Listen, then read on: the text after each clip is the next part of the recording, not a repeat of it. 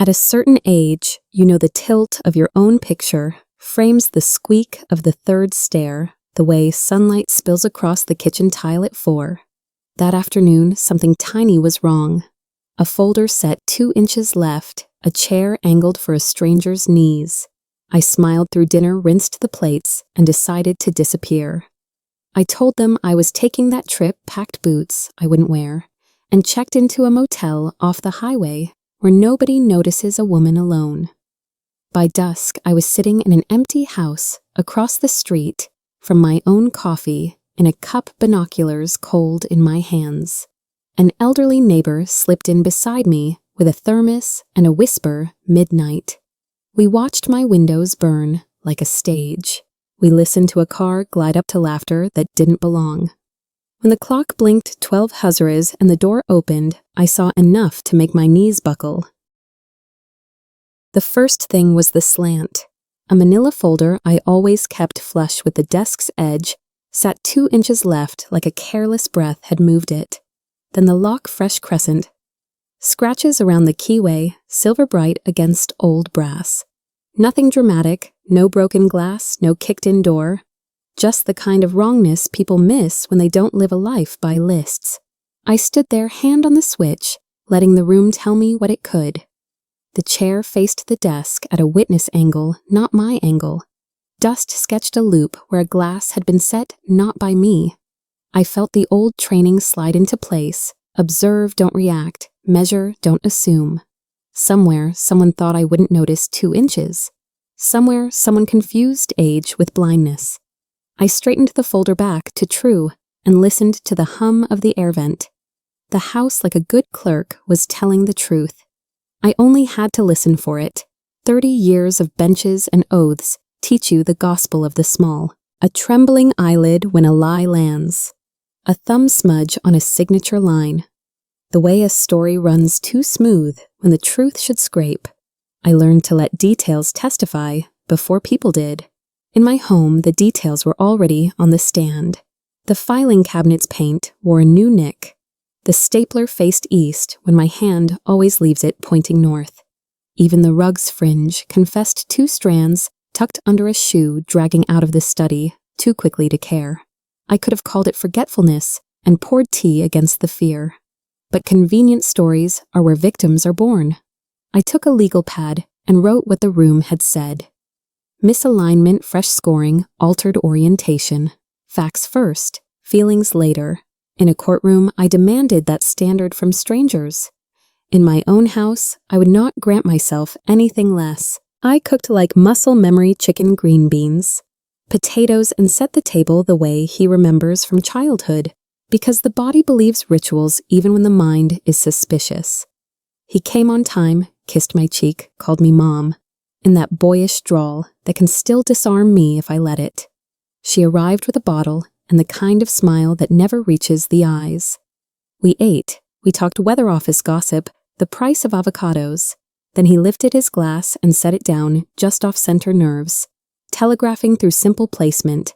"Have you updated your will?" he asked, light as steam. "We just want to be sure everything's organized." Her knuckles whitened around the fork. The tendons stood like wires. I tasted metal and kept chewing. "At your age," she added with a softness designed to land like a pillow and smother. I refilled their water, asked about their week, and filed the question where it belonged, Exhibit A. There's a way a frightened witness holds themselves. Shoulders slightly rounded, eyes performing calm hands, searching for an exit that isn't a door. That's what I saw on my son's face when the conversation wandered back to me. The careful laugh that comes a second too late. The sideways glance quick as a dart to the woman he trusts more than his mother. In court, I learned to love the spaces between words. That's where truth shivers. He told me about a case at work, how the partner criticized his draft, how he'd fix it. He gestured with his fork, then looked down as if apology should live on a plate. He wants to be good. I know that, but wanting is a poor guard dog. I watched the boy I taught to ride a bike weigh something heavy in his mouth and fail to spit it out. I smiled for both of us and tucked the ache where it couldn't be seen. Later, the kitchen quieted to the small sounds of a home. dishwasher breathing ice shifting in the freezer, and I stood where I could hear them if they forgot I was near. They did. People do once plates are cleared, and a woman is expected to be folding, wiping, tending. Paperwork she'll need at her age, she murmured, voice honeyed thin. If we line it up now, it's cleaner later. She hates fuss, he answered a truth, repurposed into a tool. We can simplify. I dried the same glass twice and fixed each phrase in memory with a pin. Paperwork age cleans simplify. That's the language of taking wrapped in care. I thought about how often I taught jurors to listen for euphemism. Crimes often arrive dressed for church. I rinsed the sink, left the counters shining, and returned to the living room where a game show clapped for strangers. I sat between them and let silence make them fidget. When they left, I went back to the study and did what I've done for decades after testimony ends reconstruction. I followed the marks, not my feelings. The cabinet's top edge had the faintest smear, half-mooned like a nervous thumb pressed to steady a cheap tool. Above the lock, a cluster of hairline scratches. Letter opener or butter knife. On the desk, the property file faced the wrong horizon. I pulled a lamp closer and angled the light along the paper's edge. A faint, oily sheen traced a thumbprint, not mine. I opened the drawer, paused, breathed. Everything present, nothing in place. Wills stacked below policies, tax letters shuffled out of sequence. Someone had rehearsed neatness and failed an exam they didn't know I'd grade. I took photos, I measured distances, I wrote times. It's easier to build a case than a family, I thought, and resented the thought even as I kept working. Motive makes people clumsy. It also makes them bold. Where I live, a simple house costs what used to be called a fortune, and fortunes pull ethics out by the roots. But it wasn't the number alone that filled my chest with sand. It was the sight of a life reduced to assets, to square footage, to a windfall that could change someone else's Instagram. They hadn't counted on memory being an asset, too. The tile we laid after his father died, the nick in the baseboard from a 10th birthday skateboard, the faded sun bleach on the hallway frames where summers recorded themselves. You can sell a house. You can't sell a home without committing another kind of theft. Still, greed rarely leaves fingerprints on the soul it steals from. It just rubs until the shine goes. I ran my finger over the new scratches, and the metal felt like a bruise. $1 million is heavy. Intent is heavier. Anger is loud. Discipline is useful. I slid my fury into an imaginary drawer and turned the key. Rage convinces you to burst into rooms. Strategy convinces rooms to open for you.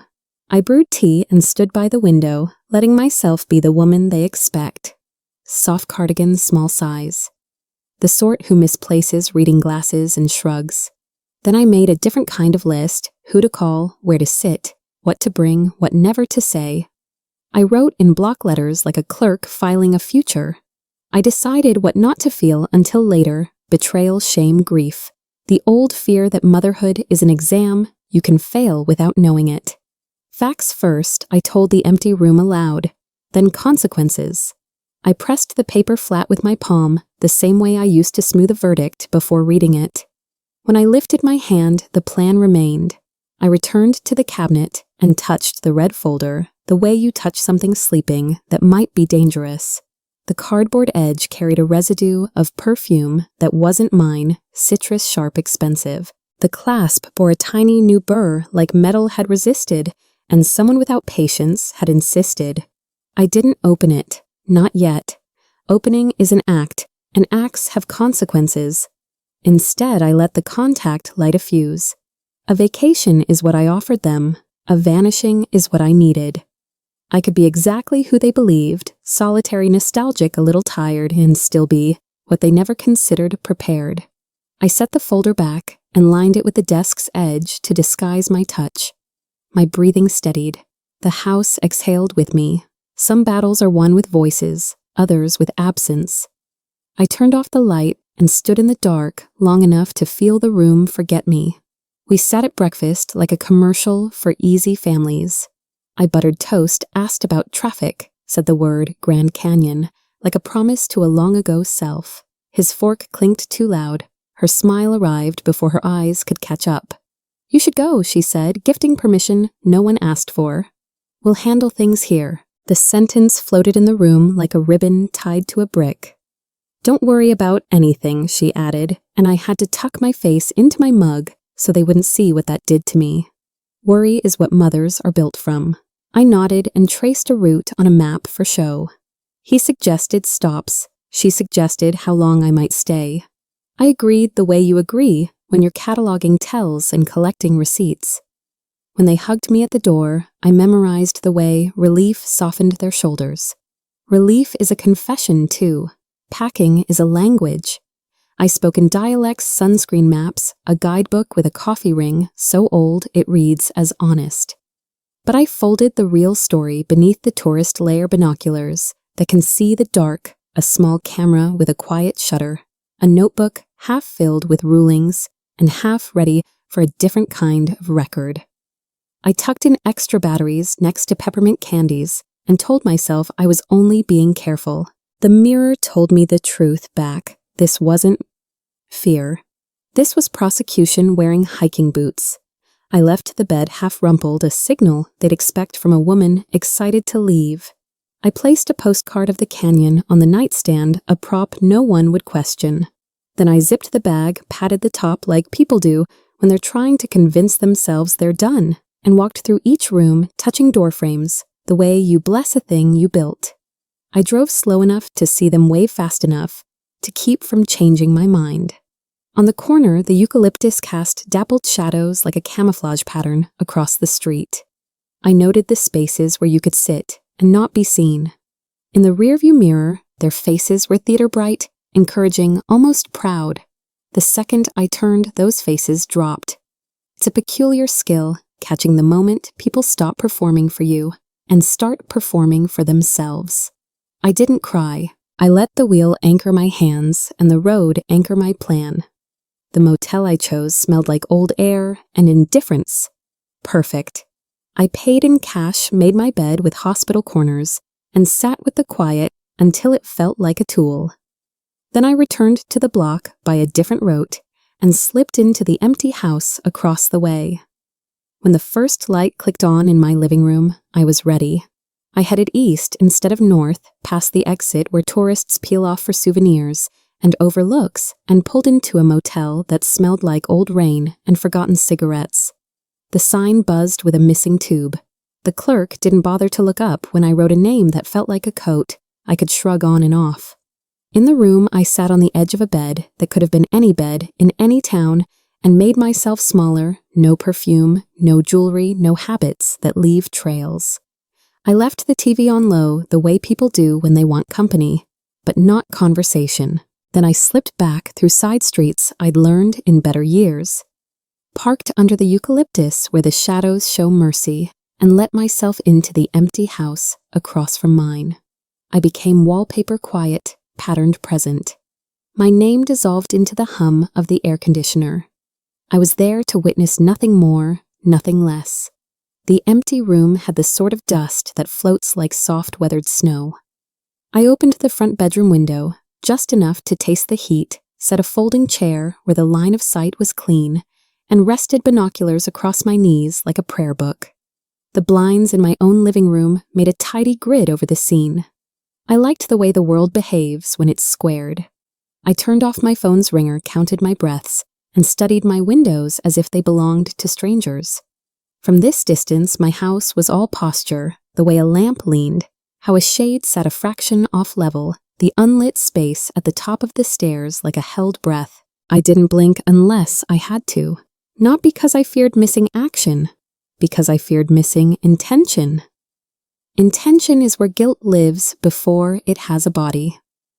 On the first night the house performed, lights jumped on room by room like cues in a dress rehearsal. Kitchen first harsh, bright, then the study, then the hall, then back to the kitchen, and finally the dining room where shadows stretched long across a table that remembered birthdays and spelling tests. They moved like people who think they're alone. Doors nudged closed with hips, laughter in their throats. a casualness that made my teeth ache. My photos were clumsy, at first, too much glare, a thumb in a corner. So I adjusted angles and learned how the glass would let me borrow a little truth. When a shape leaned over the desk and the red folder appeared, my stomach dropped without my body moving at all. I wrote the time, I wrote the sequence. Above all, I wrote the feeling down, not rage, not yet. Recognition. Night 2 came on hotter. The day had baked the street into a wavering mirage that only cooled by degrees. When the sun left, confidence took its place. They moved differently, like regulars at a bar where the bartender knows their pour shoes off. Shoulders loose, hands sure. I made a list of new habits because that's what I trust lists, that limb patterns. She checked her phone near the kitchen window every 12 minutes. He paced with a loop through the hall that always paused by the study door. Their voices rose, fell then. Flattened when they crossed within sight of the front windows, as if the glass itself demanded an alibi.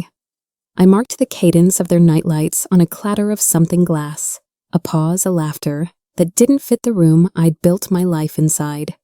They forgot I might return. They forgot I could watch. People forget the simplest truths when they're rehearsing a theft. You can feel a case unify. It's like a zipper catching the right tooth. A small click, then the slide that makes the whole garment hold. My pulse did the opposite of panic. It slowed, smoothing into the rhythm I use when I must separate the essential from the merely painful. The folder, the scratches, the laughter, the pacing, the late-night calls that made their bodies angle toward the front door, all of it aligned with the words I'd overheard paperwork age, simplify. I wrote the elemental language on the right margin of my notebook. Motive means opportunity. I left a line for method, knowing it would introduce itself soon. Anxiety got replaced by clarity, which is the sober side of fury. My house gleamed across the street, overlit like a lie told too brightly. I found the knot in my chest and named it. They thought I wouldn't see. Seeing is what I do. The footsteps on the vacant porch were soft, careful, certain. I didn't turn until the door clicked shut. An old instinct told me to let the room absorb the arrival first. Then I looked. She was smaller than memory, a cream cardigan in a desert that asks for linen hair pinned back with the dignity of women who still iron their handkerchiefs. "I've been watching you watch them," she said, and set a thermos on the sill like a welcome. "I write things down," she added, as if that were an apology instead of an offering. I liked her phrasing, tidy, precise, weathered by use. I thought of the afternoons I'd waved across hedges, keys jangling in my hand. Promises to catch up, catching nothing. "Sit," I told her, and she did like we'd rehearsed it. We were two widows of different kinds of loss, both choosing usefulness over sleep. We split the work the way nurses and clerks always do. One records, one collects, and the truth is carried between them like a stretcher. I marked exposures and corrected for reflection. She read times aloud and then wrote them again in careful lines, the kind women used to learn when penmanship was a virtue. 11:32, she said, and I nodded, freezing a frame. 11:38, and I caught the angle of a shoulder near the study door. We spoke loudly enough to drown out the voice that wanted to narrate betrayal into my ear.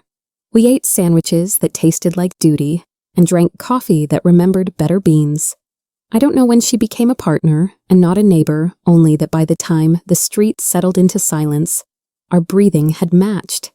The house across the way displayed itself in squares of light. Our patience would be the net. At exactly 11:47, a black sedan rolled into the driveway like a person who won't apologize but will arrive on time. Headlights cut across the blinds and slid away. The engine ticked its cooling complaint. We leaned forward without meaning to. The man who got out looked like every man who has ever asked for a signature. At the end of a long day, neat rested leather briefcase that had seen rehearsed urgency. He checked his watch and smoothed his tie. The front door opened before his knuckles could knock.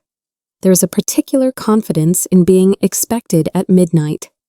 I wrote the time for the third time. Luis Chavez, she whispered, and I let the name exist without accepting it. Names can be sharpened into knives or dulled into excuses. I wanted a record, not a story. Still, a name helps juries. So I wrote it in the margin and boxed it twice. Through the living room glass, the scene arranged itself like a diagram. The folder my folder sat foolishly red against the table's wood as if it wanted a spotlight. Papers spread edges squared the way tidy theft pretends to be legitimate work. He sat with a pen already uncapped. She brought glasses, then disappeared, and returned with a bottle whose neck caught the light like a grin. The man with the briefcase opened it with a small flourish that said he enjoys this part. I took photos in a measured series table. Hands documents faces back to documents. The light caught the gloss on a seal, the shimmer of a watermark. My home was the theater. My camera was the usher who sees everything while the audience looks only where it's pointed. Behind the glass, my life was being rearranged into a series of signatures. I kept breathing like a metronome. It's strange how words can travel at night. The world is quieter, and the vowels carry their own lanterns. With the window open, a breath wider, pieces floated across power of attorney. 650. Close by mid-July. Numbers sit heavy. Dates anchor the ocean. I wrote them down and wrote what I felt about them, nowhere at all. The man explained something, tapping a page. The two inside nodded in a rhythm that told me rehearsals had been staged elsewhere. If it's legitimate, he said, and I heard the conditional like a door he left cracked in case of smoke. The kitchen clock in the vacant house blinked an unrelated time. I looked away before its dumb insistence could distract me. When voices lowered, she leaned close to his ear, and he smiled in that gratitude people save for conspirators.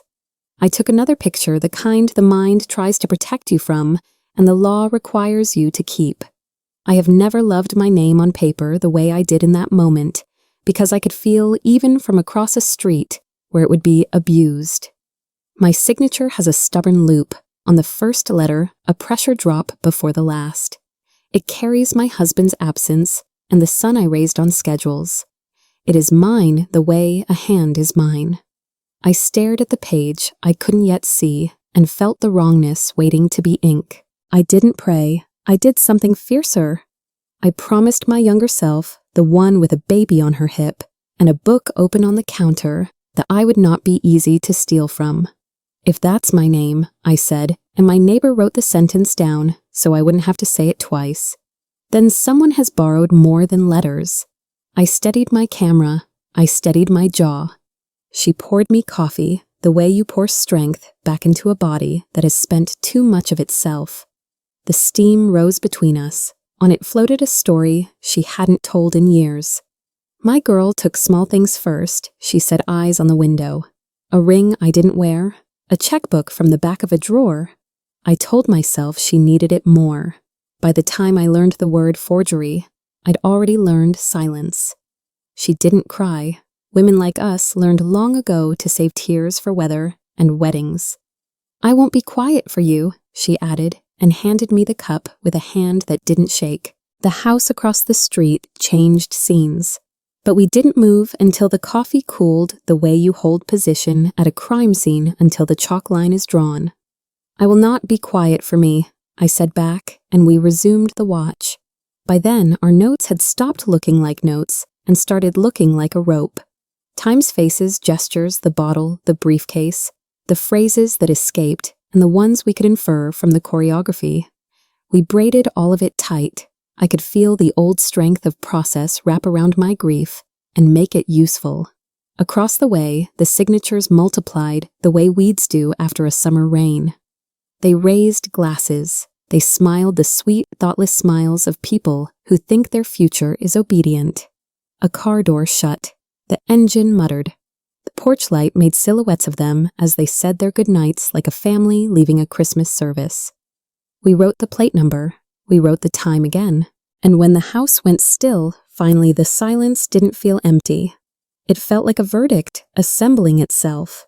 We packed nothing, we left no trace, we only carried away the truth. We split the scene like professionals who never met, but somehow trained together. I took the plates and the angles, the license tag, shining red against midnight. The small dent near the trunk latch, the parking job aimed for a quick exit. She took the human particulars that juries secretly crave. The salesman's tie, a deep navy dotted with white. A lick of hair, stubborn at his crown, the way he wiped his pen before uncapping it. Like ritual, I framed the porch light to keep silhouettes crisp. She read times like a metronome and wrote them twice. Note the briefcase's scuffs, I whispered. Left side heavier, she answered and then added, he carries everything he thinks matters in the same hand. It felt like learning to dance in a room where the band refuses to show itself. Across the street, the door swallowed them whole. We didn't follow. We measured. Roles agreed upon without ceremony. I capture, she chronicles. And between us, the truth has nowhere left to hide. I reclaimed the breath I used in court when closing arguments ran hot and useless slow in slower out. Let the pulse choose the facts. The little counselor in my head, the one who wears sensible shoes and dislikes adjectives, sat forward in her chair. The list clarified entry assembly display. Consultation toast each a step in a staircase someone thought I'd never climb. Whenever my hands itched to shake, I found something simple to do. With them adjust, focus level the tripod leg with a folded receipt, reset the ISO for the kitchen's cruel lighting. There is mercy in method, emotion is a tide, process is a dock.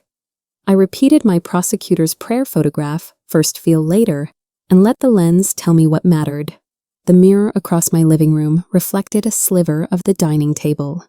I angled to catch it, so even the reflection had a witness. That calmed me more than tea ever could. They popped champagne in my living room, and the sound was obscene. Bubbles wreathed my picture frames like tiny laughing ghosts. The cork rolled under the coffee table that still bears a scratch from a Lego skyscraper we built one sick day in 3rd grade. I stitched images into a chain, the bottle angled like a victory horn, 3 glasses catching overhead light. The folder open, bleeding red across wood. I oiled with my own hands for decades. He leaned back with the caution of a man still hoping not to spill on borrowed power. She perched forward, spine straight as if the table were an altar, and she a faithful officiant. The man in the tie tapped a page and nodded, his smile narrow as a receipt.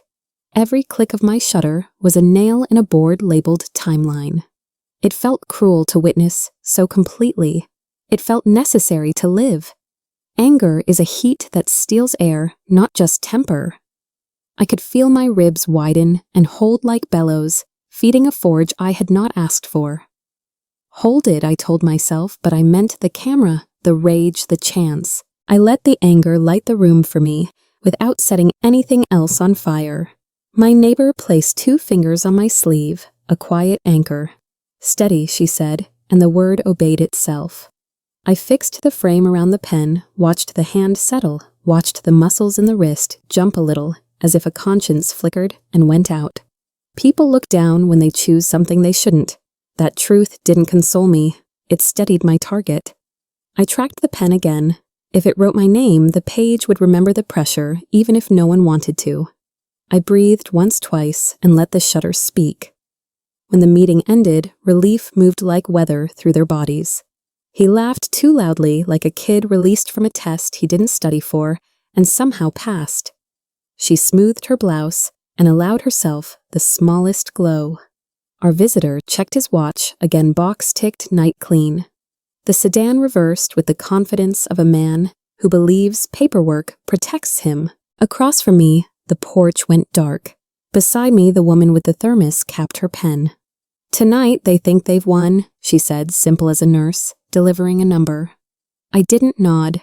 I folded the list in half and left a crease that would remember this line. I knew what came next because people who think they have won rehearse the encore instead of guarding the stage. Tomorrow, I answered, and the word tasted like metal and control. We let them sleep, and we turned the lights on. Morning makes lies look temporary. I waited through the commute hour, then drove back like any neighbor returning from errands. I parked 2 blocks down and entered my own house with a key no one could contest. My body knew the spaces well enough to step around creaks. The house smelled the way a house does when strangers have tried to imitate belonging too much cleaner, citrus lifting over dust. I let the door sigh closed and stood until the HVAC masked my breath. Daylight and legality wrapped me like a cloak. You can move freely when you are where you should be. I didn't rifle. I didn't roam. I went exactly where the nights had pointed the room that had become a temporary office, the desk that had declared itself a stage. Sun skated across the lacquer. The chair angle was wrong again. I pulled a drawer the way a surgeon makes a first incision, planned small exact. There it was, pretending to nap the red folder tucked in the secondary drawer like a child hiding behind a curtain whose feet show. Anyone who has believed themselves clever leaves talismans within reach. Pride prefers proximity. The metal rails hissed softly, as if confessing. Paper exhaled when I lifted the cover. I looked without touching what I didn't need to disturb. Tabs labeled in a hand that wasn't mine. My name embossed where it had no right to be. The order of things wrong in a way order rarely forgives. I felt a pressure at the base of my skull, the body protesting the mind's insistence. I let it pass like weather and changed nothing but the angle of a lamp. Photographs first corners. Edges order tab titles the shadow cast by the paperclip on page 3. I recorded the drawer's interior as carefully as the papers themselves. Context is a witness, too. I have stared at my signature more times than vanity allows. It carries a little flourish, then humility, a strong L, that curls back to check its own work, then a patient set of letters that finish without drama. On the page in front of me, the L strutted. The loop arched where mine bends. The downstroke carried pressure where mine relents. And the ink too glossy, too eager, a freshness that sat on the fibers instead of living inside them. The page beneath showed no ghost of the mark, as if the pen hadn't pressed with the weight a hand like mine always does. No one else would know that about me. Everyone should have a detail only their hand remembers. I photographed the curve like a geographer mapping a false river. Then I noted the date in the upper corner, a number that tried to make time obedient. Time like truth refuses. A fan of pages shifted, and something thin skated free emails printed and nested between contracts as if proof could be both hidden and handy. I recognized the tone before the name, brisk affection that spends more than it saves. Once it closes, I'll have my half she'd written to someone whose first name wore coastal confidence. She detailed the new life in sentences that cast my address as a stepping stone and my son as a phase. She called the house liquid, which is what people call stability when they're thirsty for elsewhere. I didn't sit down. Sitting invites collapse. I steadied the phone and recorded every page, top to bottom headers included. The signature block had hearts where periods belonged. The message had certainty where fidelity should live. Words will do what they're told for a little while. Then they betray their makers. I let them betray her for me. I replaced what Pride had arranged papers aligned to the millimeter tabs, exactly as I'd found them, the same hairline crack on the folder's edge pointing toward the back left corner. I eased the drawer home in the same tempo it had offered itself to me. I wiped nothing. I hid nothing. My fingerprints belong here. Theirs do not. Though I wanted to carry the whole drawer under my arm, like a rescued thing, I carried instead its double in my phone. And the dates engraved behind my eyes. The clock in the hall breathed its sure ticks. I stood still to memorize the exact light in the room, the dust in its golden slope, the angle of the shade. Then I closed my hands on air until the urge to shout dissolved into something more dangerous patience, curtained over purpose. I left everything behind that could later say, truthfully, I was never there. The hallway was a museum of a family that had believed itself permanent. Frames told the story in curated stutters, scraped knees held up to the camera, with Pride a graduation cap askew. A woman with flour on her wrists teaching a boy the weight of a wooden spoon. My eye trained to inventory cataloged love like evidence. A nick at hip height from a scooter crash, The faded oval on the wall where a wreath used to hang every December, the darker patch of carpet, where a chair had anchored evenings of spelling words and card games. I did not bow my head. I let the exhibits accuse and absolve in their turn. The mind does a terrible, generous thing when it realizes the same child can be both rescued from a pool and later hold your head under. I kept walking. Grief would have a turn, not here. I left by the back door, the way women who grow up cautious learn to leave parties where men drink too quickly. The afternoon held itself in a hard blue. I carried nothing you could see, and everything that mattered, a map of signatures that weren't mine, a timeline that didn't need my opinion, a string of messages that frayed vows down to thread. In my palm, the phone felt heavier than its size. That's what evidence does. It adds weight to air. I cut behind a hedge that had outgrown its shape and slid into the driver's seat like a woman finishing errands. My hands rested at 10 and 2. The mirror offered me the same face and a new assignment. I thought of the empty house across the street, where a chair still waited. I thought of the neighbor who had refused her own silence and lent me the habit. Then I pulled away that truth-riding shotgun. The notary office smelled like paper that has learned patience.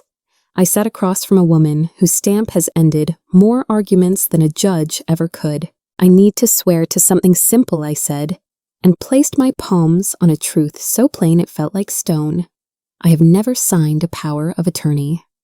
She watched my face the way I used to watch witnesses, then slid a form toward me with the steadiness of a nurse handing a scalpel. We read aloud, line by line, our voices low, as pew talk. Dates address my full legal name, the declaration under penalty, each word a plank laid across a river. She asked if I understood. I said I did, and signed with the hand that knows how to tell the truth in ink. The seal thudded down a small gavel in a quiet room. Copies emerged warm from the printer, one for me, one for her file, one for the record that would not forget. Banks have a way of pretending money is a theory until it isn't. I walked into a lobby the color of expensive quiet and asked for the manager who has watched my hair turn silver while keeping my accounts unremarkable. I need a formal hold. I told him real estate. Any transfers, any attempt to move. What anchors my life? He frowned the way good men do when they recognize a harm they can prevent. We did the dance of verification ID signatures. Secret questions only old customers remember. Then he typed the sentence that locked a door no one else could see. Nothing proceeds without you in person in this chair, he said, and printed the confirmation with its obedient numbers and barcodes. He slid it across as if handing me back part of my house. I thanked him with the kind of gratitude that has too much iron in it. Call me if anyone tries, he added. I promised I would.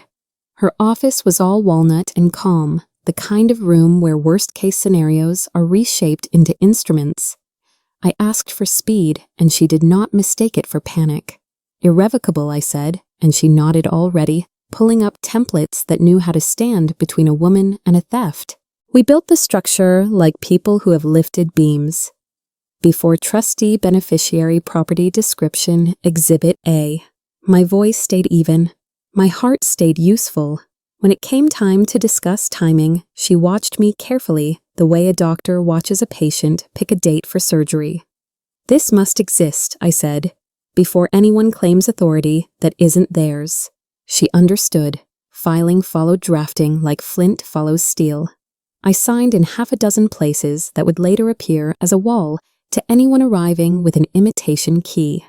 When the county timestamp blinked back at us, I felt something I hadn't felt in days, gravity realigning to me.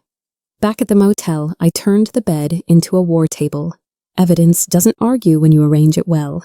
I laid out the night photographs in sequence of flipbook of trespass. I printed the emails and underlined nothing because ink editorializes. Tabs would do. I built a side-by-side of my signature and the peacock masquerading as mine. Arrows pointing to pressure pen lift loop arrogance, ink age. I scanned Ruth's notebook. Those careful lines, those exact minutes, and added her witness statement. to a folder titled with a stern sobriety chronology. I labeled thumb drives like a librarian who expects a visit from fire. One set for me, one for counsel, one for an off-site safety deposit box. Every file name started with the date because anxiety loves chaos, and I intended to starve it.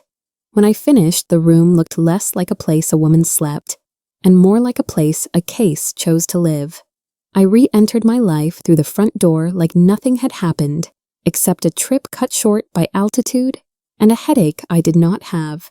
"Didn't agree with me," I said lightly, and put down a paper bag that contained nothing but the appearance of returns. Relief softened their faces into something kind, and the cruelty of that almost did me in. "Rest," they advised. "We'll take care of things." I set my keys in their dish, hung my cardigan on its hook, and agreed to be the person they preferred, a woman whose days are gentle and whose edges are round. They did not hide their ease. Ease is a narcotic. It makes people speak carelessly, move casually, forget to erase browser histories, leave a glass on a surface. I never use for glasses. I smiled at each tell, like a teacher who marks a test in pencil, knowing the ink score will come later. Dinner laid itself out like a minefield disguised as a meadow. We had the kind of conversation that fools strangers into thinking we are a postcard. Work was fine. "The weather is strange this year. Have you seen that new bakery on 5th? Then something soft was placed into the middle of the table, with the care you reserve for a grenade. "You seem a little forgetful," they offered wide-eyed as hand-painted angels. I tilted my head the way women are trained to do when we're told who we are. "Do I asked, inviting their script to step into the light. "Little things," he said. "Dates, where you left something. Nothing to worry about." Natural, she added the word, scented like lavender. I let uncertainty cross my face like a cloud, and then pass. Maybe I should write more down. We cleared plates. I noted targets. I patted a pocket where a recorder waited patient as law. I began to misplace only what I could afford to lose a word. A pause, a name that slips, and then returns on cue. My phone rested on the counter, black glass and appetite, recording every kind suggestion. "We'll keep an eye on bills," he said, "just so nothing gets missed." "There were some papers last month," she added, a tone that has walked many mothers into unguarded rooms. "You signed them, don't you remember?" I let my mouth open in a small O of doubt, and then close with an embarrassed half-smile. "I suppose if I did, I did." She relaxed, triumphant, in the way only people who believe their story before they tell it can be. I moved slowly through the evening, like syrup touched the back of his head, when I passed the chair and thought about how mercy and strategy can look alike if you squint. Later, I labeled the files with dates and the word they feared intent. She returned to it at lunch like a dog revisiting a buried bone. "Those documents, the ones from last month, you said it was all routine," she coaxed, carefully plucking the strings of my supposed comfort.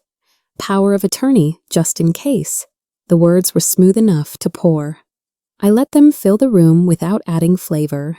Silence is a solvent. It breaks the binding in other people's courage. He rushed in to help her, as men do when they sense the sail wobble. "Paperwork is boring, Mom. We just wanted to make things easy." Easy is a word that should come with a warning label. I lowered my eyes as if searching for a misplaced certainty. "If you say so," I murmured, and their relief was too quick, too bright a reveal, a flash of a magician's hidden coin. The recorder on the shelf beside the cookbooks heard everything I did not say. That was the point. Houses share whispers through vents and beneath doors. It's why children overhear Santa's true name and spouses learn affairs in fragments. Past midnight, I padded down the hall without sound and stood in the dim and apparitional mother at the hinge of a sentence. Their voices bled under the door. "If he pushes back, say memory," she said, and the word memory snapped its own spine. 3 days and we're clear, he answered, and I could hear the relief of a child who thinks the test is almost over. I leaned close enough to catch the hinge squeak in my own breath, and then stepped away, not because I feared being caught, but because I had enough. The phone in my hand glowed with captured certainty. You don't need to eavesdrop forever. You only need the moment. A lie names itself publicly. I walked back to bed and slept like a woman with an alarm she would not ignore. In the morning, my email to counsel wore a subject line that did not blink. Fraud recorded admissions dates confirmed. I uploaded the files to a folder that would survive a computer's sudden death, then drove a small, careful loop to clear my head before walking into her office. She listened with her pen still the way the good ones do. And then we made a list, authenticate recordings, prepare an affidavit for my neighbor. Notify escrow alert title. Keep your routines, she advised. Which is how you tell a woman to wear camouflage without humiliating her. And keep collecting. I left with a to-do list that felt like a compass. In the parking lot, a woman my age was coaxing a toddler into a car seat bargaining with crackers. We lock what we love down with straps and laws and snacks and hope. I sat in my car and named the next step aloud so I wouldn't swerve from it.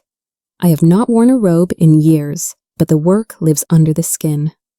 When I say I was a judge, people picture the chair and the gavel. What I remember is the discipline that keeps the day from becoming vanity rules, applied evenly tempers kept for winter patience like ballast. I called that version of myself back the way you call a dog. You trained well firm, sure, without apology.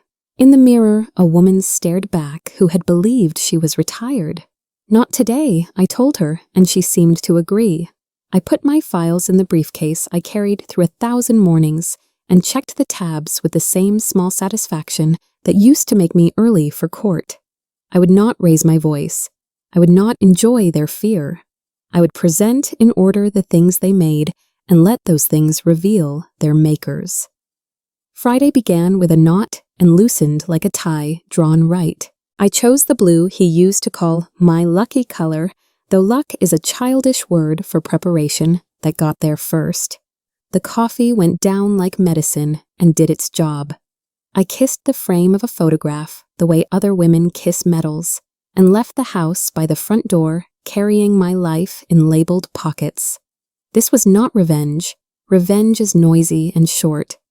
This was the quiet walk a woman takes when she is about to ask a room to look at the sun and agree it is day. On the seat beside me, the files sat with the obedient heft of textbooks. In the rearview mirror, the neighborhood held its breath. I drove to the place where signatures are supposed to mean safety and prepared to teach them how it feels when a false one meets a real woman. The conference room was glass on 3 sides, a bright aquarium for paperwork. I could see them before they saw me, him tapping his pen, her smoothing her blouse, the broker stacking documents like a dealer who enjoys his craft. The escrow officer arranged folders with the ceremony of someone who believes in procedures. Outside, palm fronds shook in the air conditioning's artificial wind. When I opened the door, the sound clipped the room's chatter. Time obliging stayed on the other side with the potted plants. I walked the long edge of the table and set my briefcase down where the sun couldn't glare the evidence. Years of courtrooms taught me how to enter, no rush, no apology, no theatrics wasted where facts suffice. I took the chair that let me see all their faces at once. The buyer's annoyance, the broker's confidence, my son's pallor, the woman's composure like lacquer. I folded my hands and let the silence choose its first target. Then I breathed once and began. I'm the owner of the property you're attempting to transfer, I said, voice steady enough to rest a cup on. Names and titles can come later. Ownership is a primal language. I watched recognition move like weather across expressions. The buyer sat back with a tiny, expensive sigh. The broker's smile almost held the way a bridge holds, just before a weight it didn't account for. The woman leaned forward, plating concern like an hors d'oeuvre. My son, said Mom, as if the word could drag the past into the present and make it behave. The escrow officer straightened a stack and asked if I had identification. I handed over what the world accepts and what I have been all my life. We'll need to verify authority, she began. We will. I agreed and drew the zipper on my briefcase like a curtain parting on a different performance. I invited the room to meet the day. I placed the sworn statement first, the notary seal still gleaming like a small moon. I have never executed a power of attorney, I read, and let the legal cadence make a road. Next, the trust filed stamped time-marked before their alleged authority ever claimed a date. I turned the pages so the escrow officer could see the county's machinery had already placed my home where impatience cannot reach. This instrument predates any document presented today, I said, and watched comprehension unspool the transaction's seams. The buyer leaned forward, despite himself drawn by the gravity of official stamps. The broker asked to examine the trust, his voice laced with the brittle politeness of people who feel the floor tilt. I slid copies across with the courtesy I was raised on and the certainty I earned. The room's light changed, not literally, but in the way air does when a storm chooses a street. Procedure bowed to chronology. Authority returned to its owner. Then came the night made visible. I opened the folder labeled only with dates and arranged the photographs in a tireless grid. The red folder on my table, a pen poised. A bottle's foil glinting silhouettes framed by the same windows the room could glimpse behind me. The broker's fingers flattened against the table without touching anything. The buyer's mouth drew into that narrow line men reserve for outrage at inconvenience. My son stared at an image where his own shoulder betrayed him, as if he could negotiate with a pixel. The woman said my name in a tone rehearsed for sympathy, then stopped when I raised a palm the way a judge remembers to command without flourish. Each image carried time in its corner, dull and undeniable. Midnight, I said softly, not to accuse the hour, but to introduce it. The room listened the way rooms do when they recognize suddenly that the walls have ears. I tapped my phone and let their voices walk into the space they had hoped would be private forever. 3 more days and we're clear, he said, and the conference table became a witness stand. If he pushes back, say memory, she added, and the word memory lay down and did not move. I kept my face still so the recording could have the attention it deserved. People underestimate how loud planning sounds when you play it back, where plans are supposed to be finished, not made.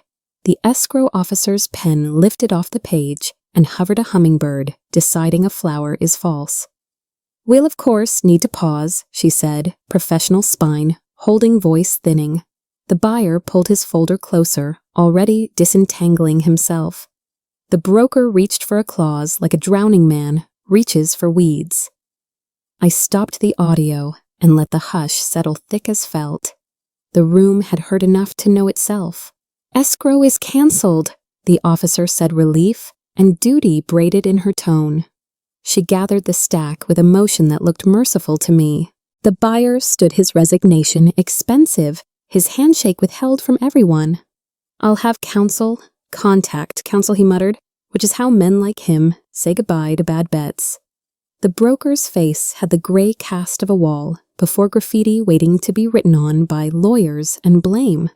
He started to explain verification steps he had intended to take, as if intention could rewrite time. I didn't answer, the escrow officer didn't require me to.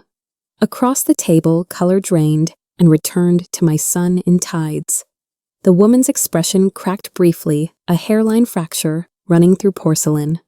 I remembered to thank the officer for her diligence because gratitude keeps the floor civilized. The file folders closed with soft clicks. Some days mercy looks like a transaction undone. Please, he said, and the boy I taught to tie shoes and tell the truth stood where a man had been sitting. We can fix this. I didn't. He didn't finish because endings require ownership of beginnings. You made choices, I said, not loud, not cruel, just accurate. You signed. You concealed it. You stood in my living room and toasted a theft. He reached for a word I could forgive, and I reached for the boundary that would keep us both from drowning. You're my mother, he offered. I said, and we both heard the grammar close a door. Today, I am a woman you tried to steal from. The room held its breath. The woman beside him had the sense not to speak. I picked up the photographs like you pick up a child's dropped coat. without anger, with care, because even ruined things deserve to be handled correctly. You chose, I repeated, and then I left. Outside the glass, the hallway smelled like copier toner and lemon cleaner. My heels made an ordinary sound. The day goes on whether hearts do or not. At the elevator, I felt the tremor grief brings when it realizes it's no longer in charge. I pressed the button, squared the folders, and let my breath arrive on time. The doors opened onto my reflection, older, yes, but unbroken. Downstairs, sunlight waited like a witness who hadn't been called. I stepped into it with the evidence tucked against my ribs and let the future pick itself up and follow behind me. There are counters for everything: marble for mortgages, laminate for liquor stores, plastic for police stations that spend their budgets on certainty instead of gloss. I laid my evidence on a surface that had learned the weight of complaint and truth, and let an officer walk through the narrative the way people walk through model homes, room by room, calculating lives. She asked good questions, the kind that seek verbs. I provided times, names, documents, recordings. She provided forms, numbers, case references. It felt like speaking a native language after weeks of foreign restraint. I did not say their names like curses. I said them like entries in a ledger. She gathered it all into an order the state recognizes, and I signed again and again until my hand ached with honesty. When I left, sunlight startled me, as if the day had continued without my permission. It had. That's the blessing of institutions when they work. You can hand them grief and go home. Courtrooms smell like pencils and judgment. Months ago, I would have entered through a door with a bailiff's nod.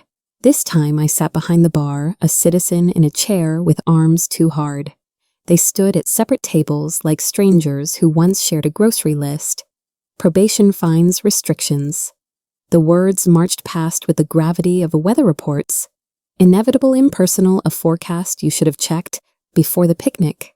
He pled with the soft grief of someone who realizes his reflection will be different for a long time. She pled like a person making a calculation she resents. The judge read parts of my statement, just enough to place the harm where it belonged. I did not watch their faces when consequences landed. Spectatorship has its limits, even for me. What I watched was the clerks stamp the papers, the seal bite down the calendar, accepting a date. Silence after sentencing is a peculiar piece. It isn't joy, it's air returning. Back home, I changed the locks with the help of a man who smelled like cedar and competence. Metal tongues learned new conversations with old jams. The first turn of a fresh key is a benediction. I walked the perimeter, the way people do after storms, counting what remained and what needed mending. The house hummed, relieved to be allowed its ordinary life. In the study, I opened my laptop and filled out a volunteer application for a legal clinic that protects elders from the soft-mouth predators who call theft help. The form asked about skills. I wrote patience, evidence, and listening. The form asked why. I wrote because silence once cost a neighbor a ring, a checkbook, and a daughter. I set a kettle to boil and watched steam ribbon upward, a quiet monument to water, remembering the sky.